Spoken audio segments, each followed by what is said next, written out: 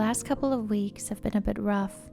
A new beginning knocked on my door, changed almost everything about my day-to-day that I had known and gotten used to for the last year or so. It was quite hard having to rearrange and readjust to this new situation so abruptly. But the most challenging part of it all was letting go of the old in order to fully embrace the new. I think that new beginnings, even though they're quite exciting and they hold a lot of promises in them and potential, can sometimes also be experienced as quite unsettling, scary, or even lonely, because you really don't know where this new beginning could possibly lead you. And especially if there was any sense of emotional attachment to what was going on prior to the new beginning, to the old chapter, let's say, you're sensing like, okay, closure is near, I'm wrapping up the old, I'm going on to a new adventure. But there is a sense of grief, isn't there? Like, you're grieving that you're letting go of what was going on. There's a sense of grieving when things just end and they're over. And you can't really do anything to change it. You have to say goodbye to the old. You have to let it go, even though you may not even feel ready to do so. Sometimes it's just got to be forced. This has been the case with me recently. I wasn't ready to fully let go of what once was because I enjoyed it, I cared about it, and to be honest, I really didn't think I would have to. But sometimes life plays out differently. Doors you carelessly used to go through all the time suddenly close, not allowing you to have access to people, places that felt like home. And there you stand, alone, not being able to go where you used to go. And the familiarity fades away inch by inch, and all that's left is the unknown of this new path in front of you. And the only thing you can do is walk on it, which can feel quite daunting. I think I would describe this whole thing as bittersweet. Bitter because of the goodbyes you have to say, but sweet because, you never really know. A new beginning can take you to places you've never been before and can really be something great for you.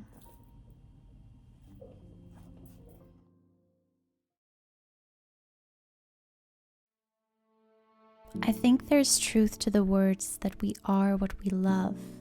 Things we love feel good to us and can almost always bring us back from a state of hopelessness to a state of humbling wonder. We gain our sense of control back when we devote ourselves to the things we love. This has been my little home remedy when I find myself feeling lost, uncertain, and melancholic.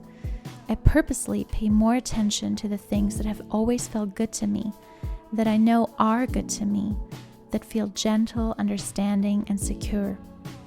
These are simple things, everyday things that sometimes don't even cost nothing and are always available to me. Actually, there's a song by Gracie Abrams that I really like, and it's called Will You Cry? And in that song, there's a line that says, because now I stop myself from holding on to something that makes me feel a little less alive.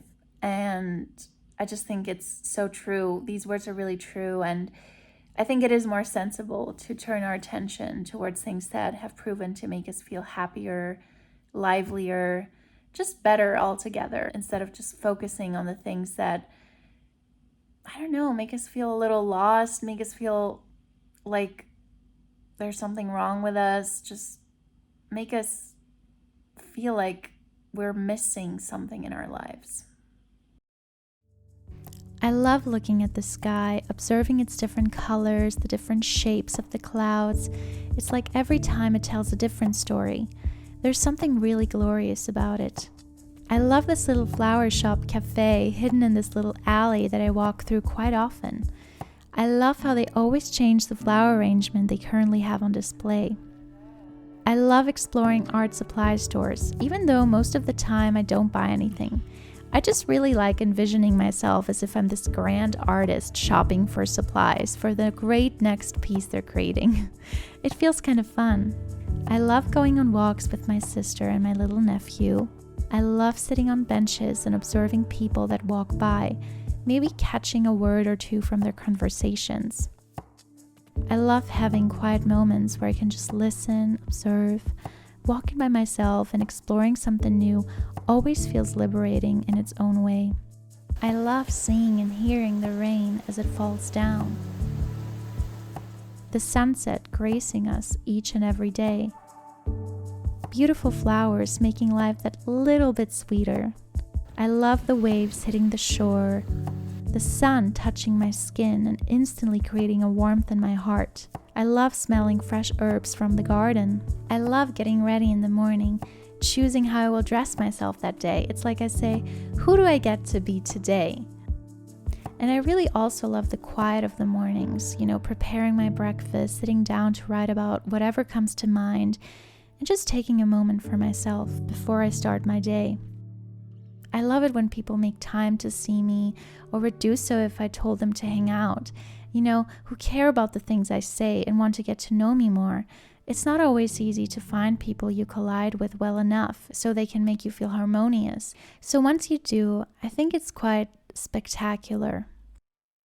These are just a few of the things that I love. Obviously, there's an endless list, and I purposely chose to speak mostly about everyday things in this video. But I think that these simple things that are accessible every single day are the most glorious ones after all. And I think that they have a lot of power to make a change in how we see the world in general. I just think it's true because they're simple, but yet super significant. Okay. Every once in a while, we find things, people, hobbies, places that make us feel iridescent, and I think it's worth holding on to them.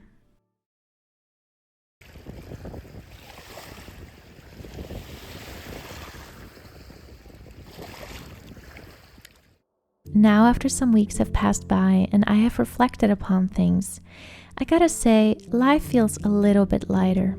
Sure, I'll get my setbacks from time to time, but I have come to the realization that a broken heart that is mending can be quite a powerful weapon. We can learn so many things about ourselves while we step back from something that ended up disappointing us. Tiny habits, doing things where I can measure some kind of progression. This is something I have always found really helpful, sort of teasing myself to activities that I know I enjoy but maybe shy away from because I currently can't seem to find my motivation. I have learned that by exposing myself little by little to an activity, hobby, or even person that I know that I like and I know that I would enjoy, but maybe currently cannot seem to find my motivation to do that thing, always helps me, like that little by little exposing myself. It always helps me to realize how fun that thing is, how much I like it, how happy it makes me. Sometimes we just feel so stuck towards a person, towards an area in our life, towards a hobby or something.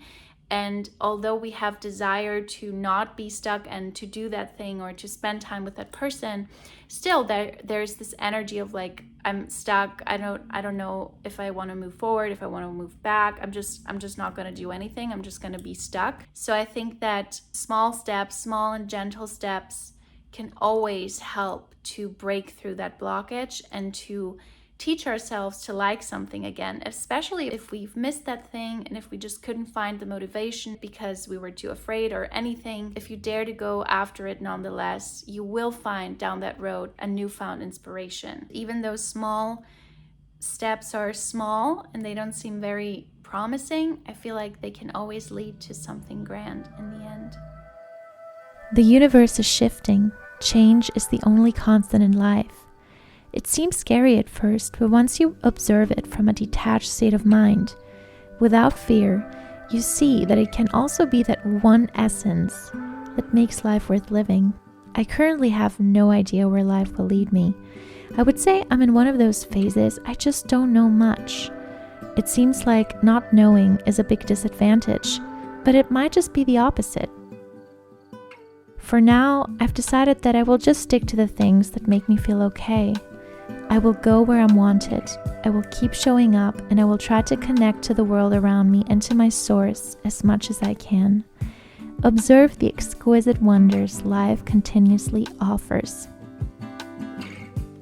Let the light in, and maybe somewhere out of the blue, you'll notice that you feel like yourself again.